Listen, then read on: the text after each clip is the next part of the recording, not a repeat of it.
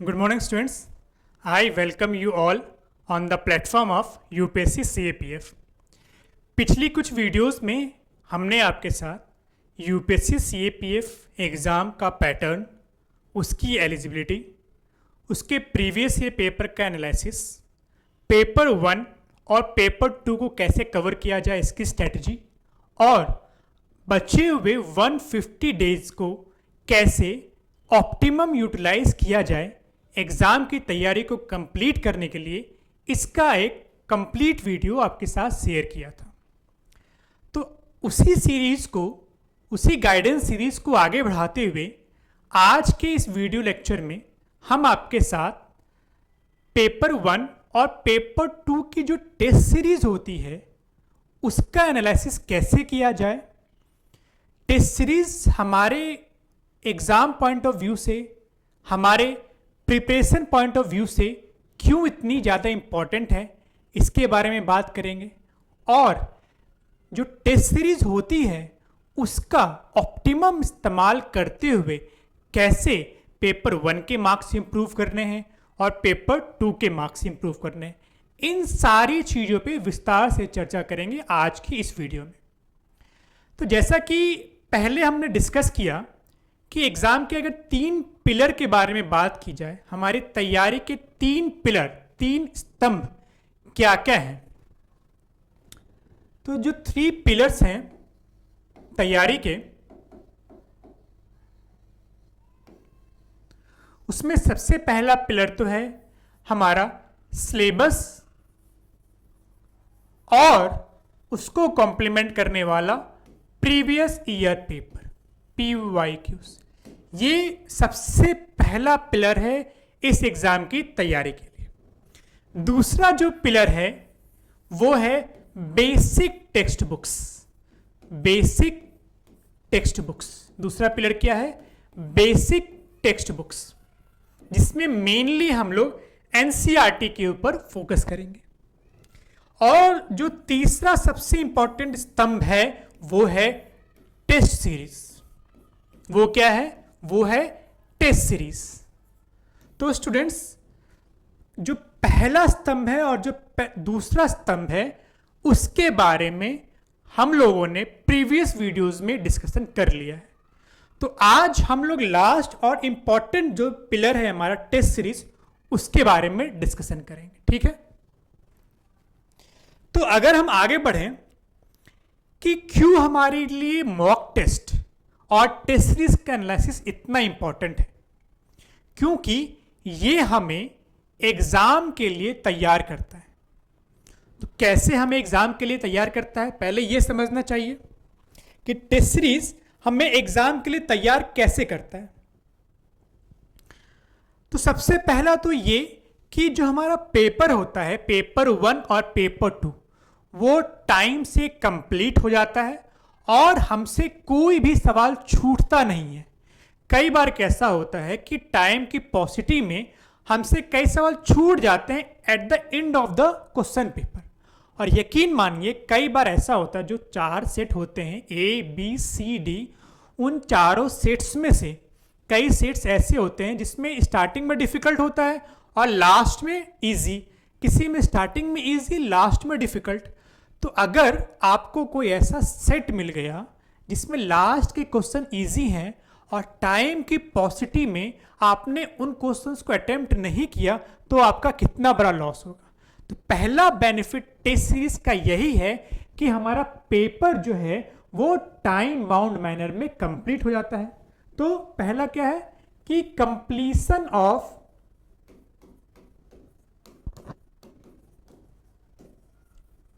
entire paper, completion of entire paper in the given time, in the given time, ये पहला benefit है test series का।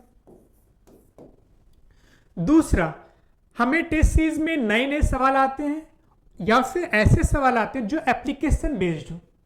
जैसे हमने पिछली वीडियो में देखा था कि सुप्रीम कोर्ट पे सवाल आया या प्रेसिडेंट पे सवाल आया, तो डायरेक्ट सवाल नहीं आते, उसका एप्लीकेशन आता है।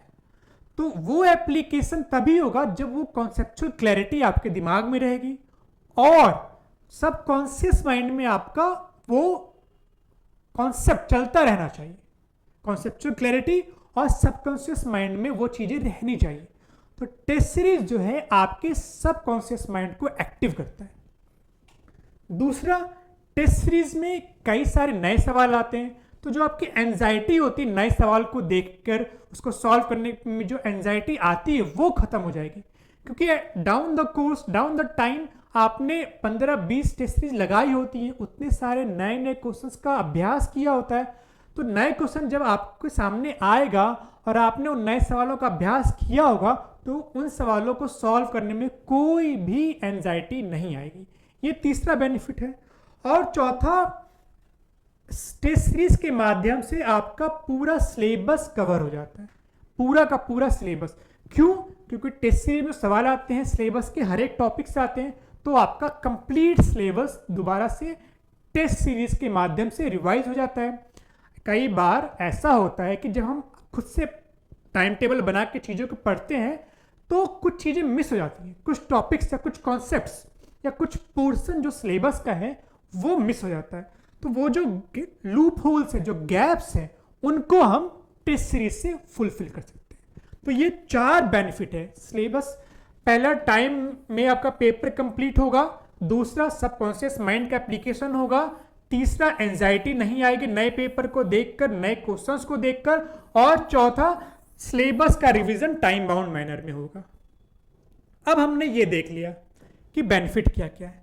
अब टेस्ट सीरीज का यूटिलाइजेशन कैसे करना है, ये मेन टॉपिक है आज का। तो सबसे पहले जो टाइम होना चाहिए टेस्ट देने का, वो वही होना चाहिए जिस टाइम में आपका रियल एग्जाम होता है। तो एग्जाम कब कब होता है? 10 से 12 बजे तक पेपर 1 होता है, 10 से 12 बजे तक पेपर 1 होता है, और 2 से 5 बजे तक आपका पेपर 2 होता है। तो जब आपका पेपर 1 होगा तो उसी टाइम आप पेपर 1 का टेस्ट सीरीज देंगे। जब आपका पेपर 2 का एग्जाम, रियल एग्जाम होता है, उसी टाइम आप पेपर 2 का टेस्ट सीरीज देंगे। फाइन। एक बार क्या हुआ, जब मैरी कॉम का इंटरव्यू लिया गया तो मैरी कॉम से ये पूछा गया कि आपकी सफलता का क्या राज है। आप मैरिड हैं, आपके 3 बच्चे हैं, फिर भी आप 5 times world heavyweight lifter champion हैं, ऐसा कैसे? 5 बार की चैंपियन है मैरी कॉम। तो कई सारी चीज़ें बताई मैरी कॉम ने।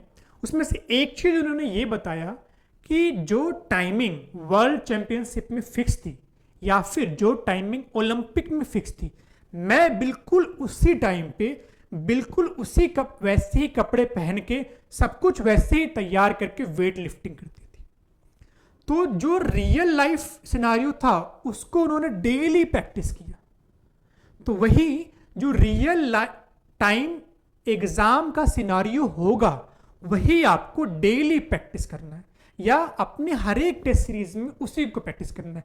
बाकायदा प्रॉपर टेबल चेयर पे बैठ के, टाइमर देख के, टाइमर लगा के, उसी टाइम 10 से 12 और 2 से 5 में आपको टेस्ट देना है। ये पहला तरीका है टेस्ट सीरीज का ऑप्टिमम यूटिलाइजेशन का। ठीक है, आगे बढ़ते हैं कि जो टेस्ट सीरीज होगी, जो 125 सवाल आते हैं, उसको कंप्लीट करने का तरीका क्या है?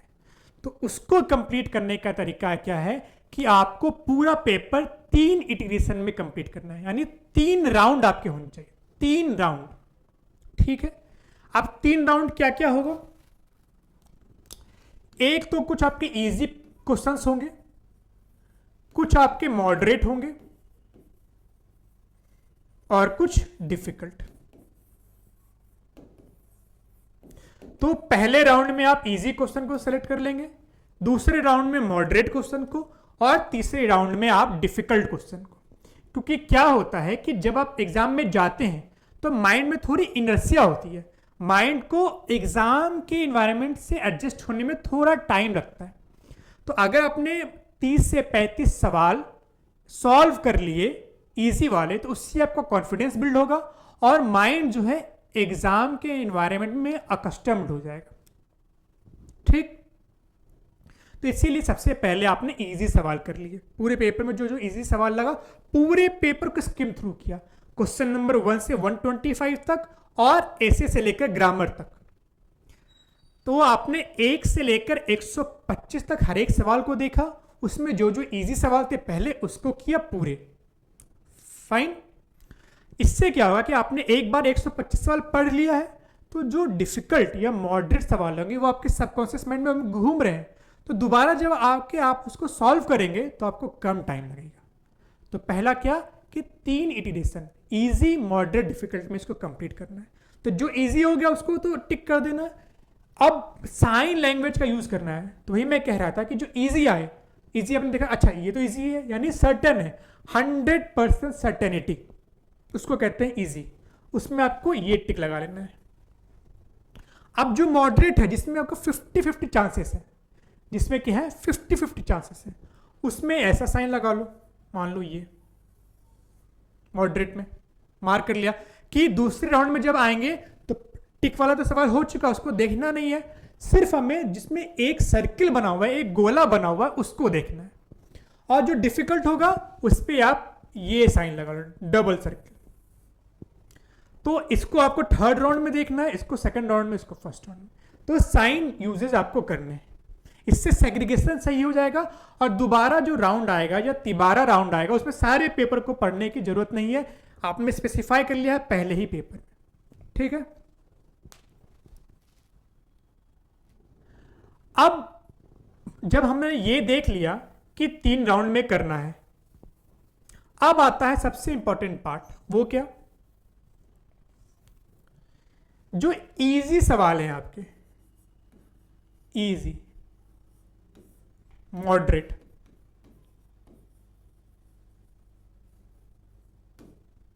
और डिफिकल्ट। तो जो पहला राउंड होगा, जो फर्स्ट राउंड होगा, उससे आपको ये देख लेना है, टेस्ट सीरीज की बात कर रहा हूं मैं, कि इजी सवाल कम से कम 40 होने चाहिए। ठीक। मॉडरेट सवाल जो हो जाएंगे, इजी सवाल मतलब 40 का मतलब कि देखते टिक लगा दिया आपने, यानी ये वाले। मॉडरेट सवाल जो होंगे लगभग आप समझ लीजिए 50 होंगे, और 35 सवाल डिफिकल्ट वाले, यानी ये सर्किल वाले, ये डबल सर्किल वाले। अब आपका टारगेट क्या रहना चाहिए, आपका टारगेट टेस्ट सीरीज से क्या होगा कि जो इजी यानी सर्टेन वाले सवाल हैं उसमें मोर देन 90% एक्यूरेसी। अगर 100% लेके आए तो वेल एंड गुड, पर 90 से कम कभी नहीं होना चाहिए।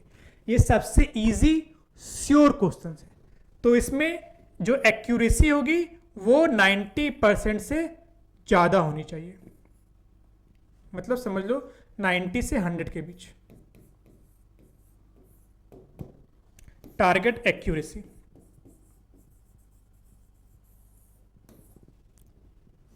जो मॉडरेट है उसमें आपकी एक्यूरेसी 70% और जो डिफिकल्ट आएगा उसमें 50%। ये आपका टारगेट होना चाहिए। तो सबसे पहले फोकस करना है कि जो इजी सवाल है, जो श्योर एंड सर्टेन सवाल है, जो लगभग अधिकतर बच्चों के सही होंगे, उसमें आपको सिली मिस्टेक नहीं करनी है और उसमें कोई गलती नहीं करनी है। तो ये सबसे पहला टारगेट। मान लो पहली बार में आपने 30 सवाल 40 सवाल आपने खोजा कि हाँ भाई ये इजी वाला है, उसमें से 10 सवाल गलत हो गए। दूसरे बार में उसको कम करना है, 10 को क्या करना है 5 में लाना है, तीसरी बार में 2 में लाना है, अगले बार में 0 पे लाना है। उसके बाद मॉडरेट पे फोकस करना है कि पहले आपकी एक्यूरेसी थी 20% ही मान लो, फिर 30% हुई, फिर 40% हुई, फिर 50%, फिर 60, फिर 70, ऐसे ऐसे आपको 70% तक बढ़ना है। और उसी तरह डिफिकल्टी लेवल का जो सवाल आएगा उसकी पहले मान लो 0%, आपका तुक्का वाला बिल्कुल गलत हो जाता था, उसको 0 से 10 पर लाए, 10 से 20 पर लाए, 20 से 30 पे, 40 पे, फिर 50 पे। तो इसमें मेनली एलिमिनेशन टेक्निक का यूज होता है। समझ में आई बात? तो आपका टारगेट क्या है कि ग्रेजुअली इंक्रीज करना है। ये जो एफिशिएंसी है, एक्यूरेसी, इसको ग्रेजुअली इंक्रीज करना है, increase gradually.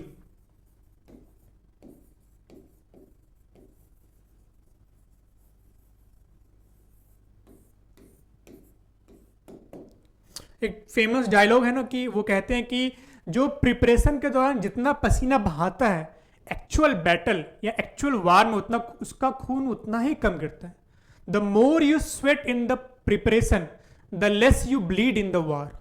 The more you sweat in the preparation the less you bleed in the battle और इन द वार. आप प्रिपरेशन में जितना पसीना बहाएंगे एक्चुअल बैटल में आपकी ब्लीडिंग उतनी ही कम होगी. तो प्रिपरेशन में आपने जितनी मेहनत की एक्चुअल एग्जाम में आपको उतनी ही कम डिफिकल्टी आएगी.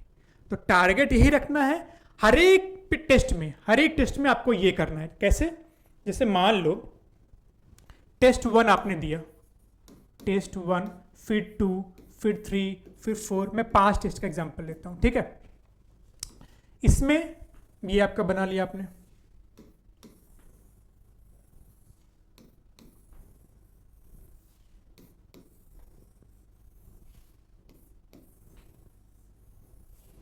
ये हो गया इजी का, ये मॉडरेट और ये डिफिकल्ट. तो पहले में जो आपका इजी वाला सही हुआ वो 20 ही हुआ मान लो, तो दूसरे में इसको बढ़ाना है. कितना कर लेना? 20 से 25. ज़्यादा इंक्रीमेंट, बहुत ज़्यादा जंप नहीं करना है, पर छोटे छोटे कदम रखने हैं. आपको एक बुक मैं सलाह दूंगा, एक बुक है एटॉमिक हैबिट, वो बहुत ही बेस्ट सेलर बुक है. उसमें एक बहुत अच्छी बात कही गई है कि मान लो 1 साल है आपके पास, 1 साल में आपको खुद में कुछ इंप्रूवमेंट लानी है. तो अगर डेली आपने अपने अंदर 1% का इंप्रूवमेंट किया तो 1 साल के अंत में 365% का इंप्रूवमेंट होगा. तो डेली आपने एक छोटा भी कदम आगे बढ़ाया और वो डेली बढ़ाया, उतना ही छोटा कदम, बहुत ज़्यादा चेंज लाने की जरूरत नहीं है, पर छोटा माइन्यूट एटॉमिक चेंज यानी छोटा छोटा चेंज भी आप अगर डेली लाएंगे तो सोचिए 1 साल के बाद आपके अंदर कितना बड़ा चेंज आ जाएगा. तो इसीलिए छोटे छोटे कदम की कीमत बहुत ज़्यादा होती है, छोटे छोटे स्टेप्स की कीमत बहुत ज़्यादा होती है. कई बार ऐसा होता है कि बड़े बड़े बैटल जो है छोटी छोटी स्ट्रेटजीज से, छोटे छोटे चेंजेस करके जीते जा सकते हैं. ठीक है, तो इसीलिए आपको छोटे छोटे इंप्रूवमेंट हर टेस्ट में लाना है.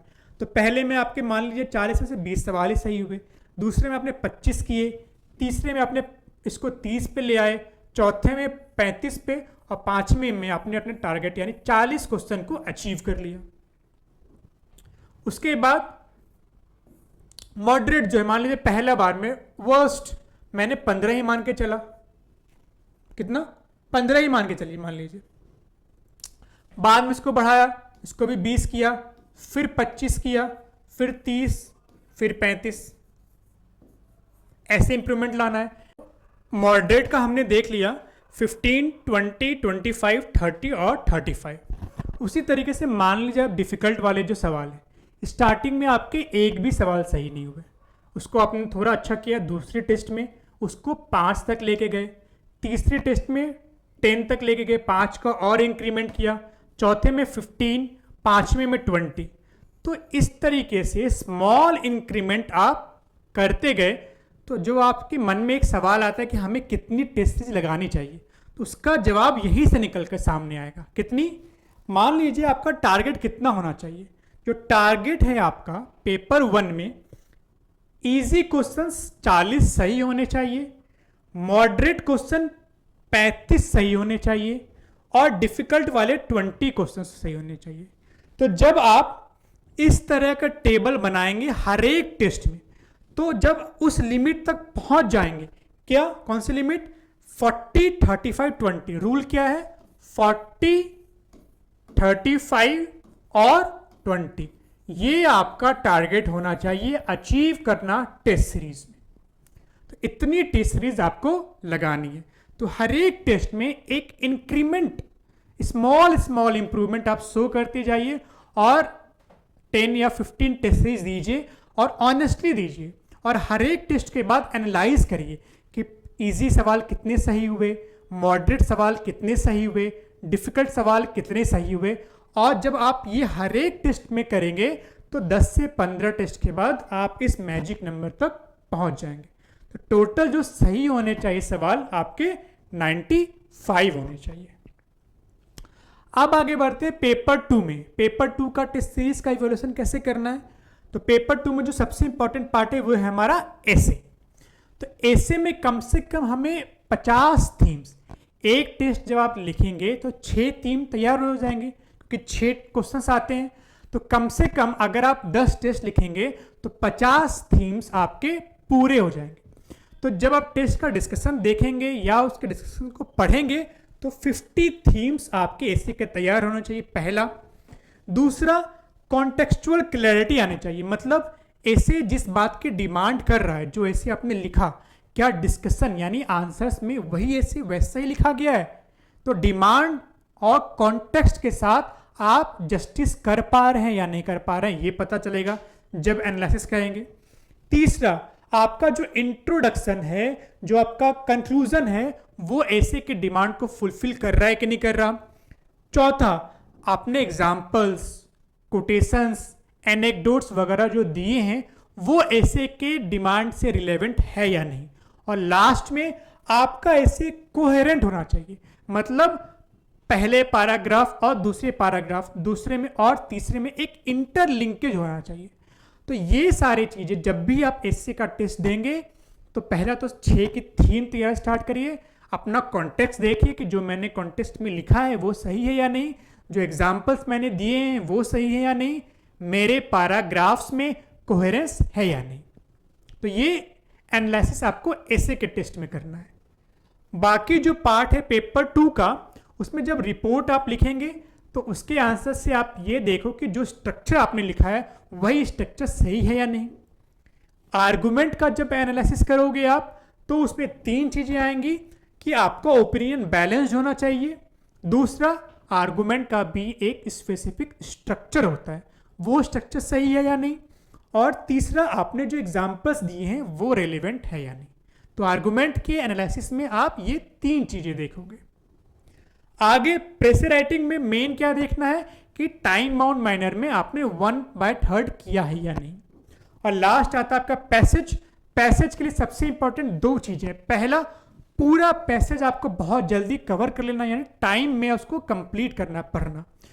दूसरा, जो 5 सवाल आपसे पूछे जाते हैं उसका जो जवाब आपको देना है वो पैसेज के ही इंफॉर्मेशन के यूटिलाइज करके देना है, अपने से कोई जवाब नहीं बनाना है, जो इंफॉर्मेशन पैसेज में दी है उसी का इस्तेमाल करना है, ठीक है।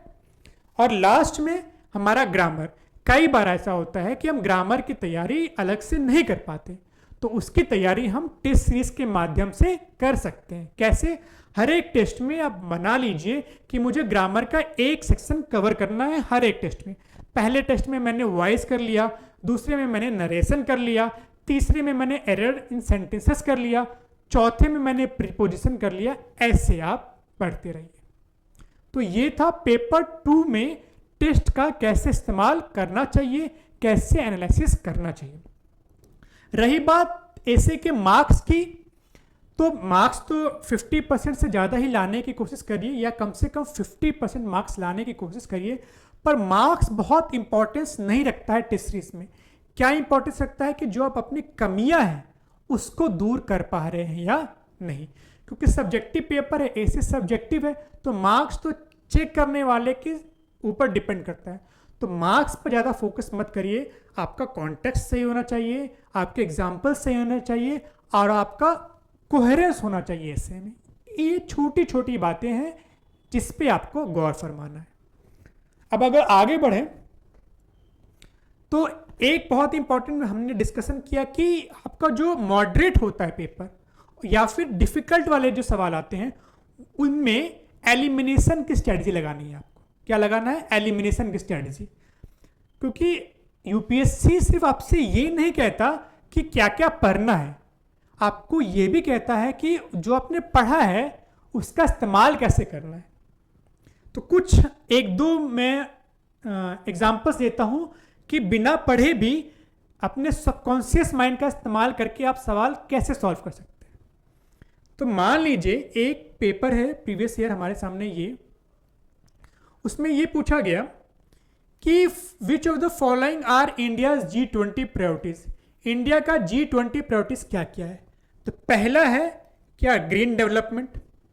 दूसरा वुमेन लेड डेवलपमेंट, तीसरा क्लाइमेट फाइनेंस, चौथा डिजिटल पब्लिक इंफ्रास्ट्रक्चर। तो हद से हद हम ये पढ़ सकते हैं कि G20 में कौन कौन से नेशन आते हैं। अब इंडिया ने G20 में किन किन बातों को कहा है ये कैसे पढ़ सकते हैं, ये तो पढ़ना पॉसिबल ही नहीं है। तो यहाँ पे एक चीज़ समझने वाली है कि अगर इंडिया G20 अपने यहाँ समिट करवाएगा तो अच्छी अच्छी बातें ही बोलेगा, पॉजिटिव बातें ही बोलेगा। तो किसी भी समिट का जो एजेंडा होता है, जो ऑब्जेक्टिव होता है, वो कोई ना कोई पॉजिटिव आउटकम ही होगा। तो इसमें से कौन कौन सा पॉजिटिव है? ग्रीन डेवलपमेंट एक अच्छी बात है, वुमेन लेड डेवलपमेंट ये भी पॉजिटिव बात है, क्लाइमेट फाइनेंस भी पॉजिटिव बात है, डिजिटल पब्लिक इंफ्रास्ट्रक्चर ये भी पॉजिटिव बात है, यानी चारों बातें पॉजिटिव है। तो इंडिया चाहेगा कि चारों को प्रमोट करे, तो इसीलिए इंडिया का G20 प्रायोरिटीज चारों आएगा। तो आपने पढ़ा नहीं है पर एप्लीकेशन किया तो ऑप्शन क्या हो जाएगा? डी, 1 2 3 4 चारों सही है। सेम कॉन्सेप्ट लगेगा अगले सवाल में। क्या है अगला सवाल? कि भैया सार्क का which of the following are objective of SAARC. तो सार्क भी क्या है? एक इंटरनेशनल ऑर्गेनाइजेशन है, तो इसका भी ऑब्जेक्टिव क्या होगा? पॉजिटिव ही होगा। अच्छी अच्छी बातें जो होंगी सारी इसके ऑब्जेक्टिव होंगी। तो पहला है to promote the welfare of people in South Asia. तो वेलफेयर तो प्रमोट करना ही अच्छी बात है, तो ये सही होना चाहिए। दूसरा, to promote and strengthen collective self reliance. Self reliance की बात कर, यानी अच्छी बात है, ये भी सही होना चाहिए।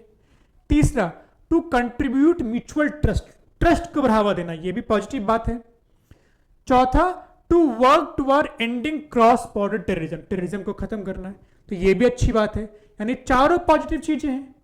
तो कोई भी ऑर्गेनाइजेशन पॉजिटिव चीजों को ही बढ़ावा देगा, तो ऑप्शन क्या हो जाएगा? चारों, 1 2 3 4, सी नंबर ऑप्शन हो गया।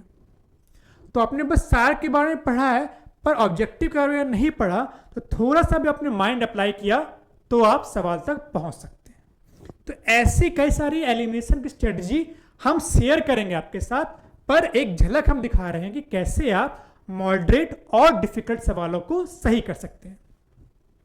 अब अगर हम आगे बढ़ें, एक और सवाल आता है एसिड रेन का। ठीक है, एसिड रेन क्या है? मैन मेड फेनोमेना है, पॉल्यूशन की वजह से होता है। ऐसा तो है नहीं कि ये नेचुरल होता है, नेचुरल भी थोड़ा बहुत एसिड रेन होता है, पर ये प्रॉब्लम कब बन जाती है? जब ह्यूमन इंटरफेरेंस इसमें आ जाता है। तो मान लिया आपने एसिड रेन का चैप्टर मिस कर दिया है, पूरी तरह से नहीं पढ़ा, तब सवाल कैसे बनाया जाए? एलिमिनेशन का इस्तेमाल करके। क्वेश्चन पूछा गया है कि इसमें से मेन कॉज क्या है एलिमिनेशन एसिड रेन का? The sun causes heating of upper layer of atmosphere. Upper layer atmosphere को सन हीट करता है, तो भाई ये तो नेचुरल फिनोमिना है, इससे एसिड रेन होगा? नहीं होगा, पहला गलत हो गया। दूसरा, the burning of fossil fuel releases carbon, nitrogen, sulphur in the atmosphere. तो ये तो पॉल्यूशन हो रहा है, तो ये हो सकता है, इसको हम अभी रखते हैं। तीसरा, electrical charges are produce due to friction among clouds.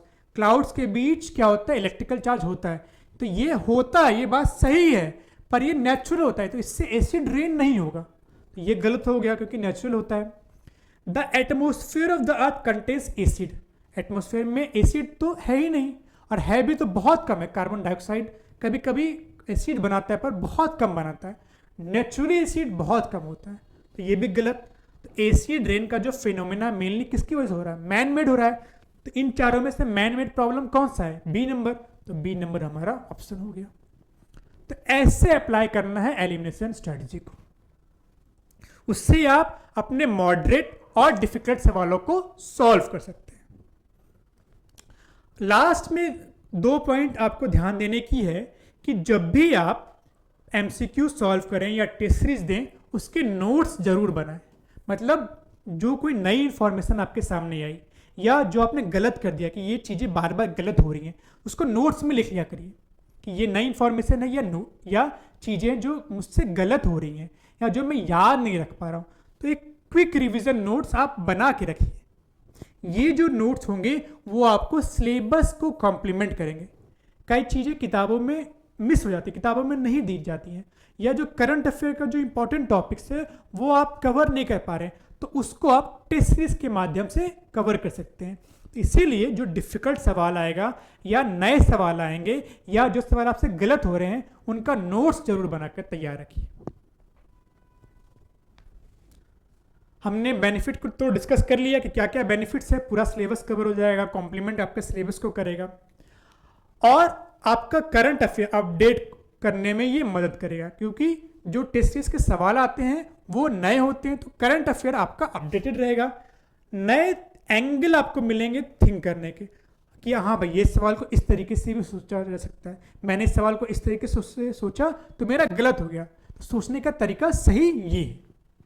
तो ये चीज़ें आपको डेवलप करनी है और आपको ये भी पता चलेगा कि किस किस एरिया से कौन कौन से सवाल पूछे जा सकते हैं। तो प्रोबेबल एरियाज और प्रोबेबल क्वेश्चंस आपके सामने पहले से आएंगे, तो जब नए सवाल आएंगे तो उसमें आपको कोई एंजाइटी नहीं होगी, उसको आप आसानी से सॉल्व कर सकते हैं। अब एक हमारे सामने क्वेश्चन आता है कि टेस्ट सीरीज कब स्टार्ट करनी चाहिए, पूरा सिलेबस कंप्लीट करने के बाद या सिलेबस के साथ साथ। तो अलोंग द सिलेबस आपको टेस्ट सीरीज देना चाहिए। अलोंग द सिलेबस मतलब जितना आप पढ़ रहे हैं उसके साथ साथ टेस्ट सीरीज देते जाइए। अगर आफ्टर द सिलेबस देंगे मतलब सारा कुछ पढ़ लेने के बाद, तो यकीन मानिए सारा कुछ पढ़ लेने के बाद आपके पास टाइम ही नहीं बचेगा कि आप टेस्ट सीरीज दें। इसीलिए हर एक वीकेंड एक टेस्ट जरूर लगाएं। इससे क्या होगा कि आप टेस्ट सीरीज टाइम बाउंड महीने में देंगे, साथ साथ आपको अपनी कमियां पता चलेगी और तीसरा कौन कौन से ज़्यादा रिलेवेंट टॉपिक हैं वो आपको पता चलेगा। अगर आपने पूरा सिलेबस खत्म करने के बाद टेस्ट दिया तो इन तीनों बेनिफिट से आप वंचित रह जाएंगे। इसीलिए पोर्शन कंप्लीट करते जाइए। पॉलिटी आपने पढ़ लिया तो पॉलिटी का टेस्ट लगाइए, ज्योग्राफी पढ़ लिया ज्योग्राफी का टेस्ट लगाइए, एसए का टेस्ट दीजिए, ग्रामर का टेस्ट दीजिए, मतलब सिलेबस के साथ साथ टेस्ट को कवर करते जाइए। टेस्ट में कई बार ऐसा होता है कि कम मार्क्स आते हैं, उससे डीमोरलाइज नहीं होना है। मैंने जो आपका तरीका बताया कि आपको नंबर ऑफ इजी क्वेश्चंस जो सही करने हैं उसको ऊपर ले जाना है, उसके बाद जो मॉडरेट क्वेश्चंस हैं उसको सही करना है, उसको ऊपर ले जाना है, डिफिकल्ट क्वेश्चन को सही करना है, उसको ले जाना है ऊपर। मतलब अपने अंदर इंक्रीमेंट लाना है, अपने अंदर डेवलपमेंट लाना है हर एक टेस्ट से। नंबर ऑफ मार्क्स कितने आना है इससे डीमोरलाइज मत होइए। दूसरा, कई बार ऐसा होता है कि हम ये सोचते हैं कि टेस्ट में जो सवाल आ रहे हैं वो ज़्यादा डिफिकल्ट होता है यूपीएससी के सवालों से। हो सकता है ये बात सही हो, पर यूपीएससी क्या होता है कि रियल एग्जाम होता है, वहाँ पे प्रेशर ज़्यादा होता है, तो वहाँ पे कभी कभी आसान सवाल भी हमसे गलत हो जाते हैं। तो उस प्रेशर को तभी हैंडल कर पाएंगे जब आप टेस्ट सीरीज में डिफिकल्ट क्वेश्चन को सॉल्व करने की हैबिट रखेंगे। कई बार ऐसा होता है कि जब एग्जाम हॉल में जाएंगे कभी पंखा नहीं चल रहा, कभी लाइट नहीं आ रही, कभी आपका डेस्क हिल रहा है, तो ये सारी भी प्रॉब्लम्स आ सकती है। तो इन सारी प्रॉब्लम्स को पार पाने का तरीका यही है कि आप टेस्ट सीरीज में डिफिकल्ट सवाल बनाइए, अपने आप को डिफिकल्ट सिचुएशन में डालिए, अपने आप को कंफर्टेबल सिचुएशन में मत डालिए, डिफिकल्ट सिचुएशन में डालिए, तभी आप रियल एग्जाम जो होगा उसका प्रेशर आसानी से हैंडल कर सकते हैं।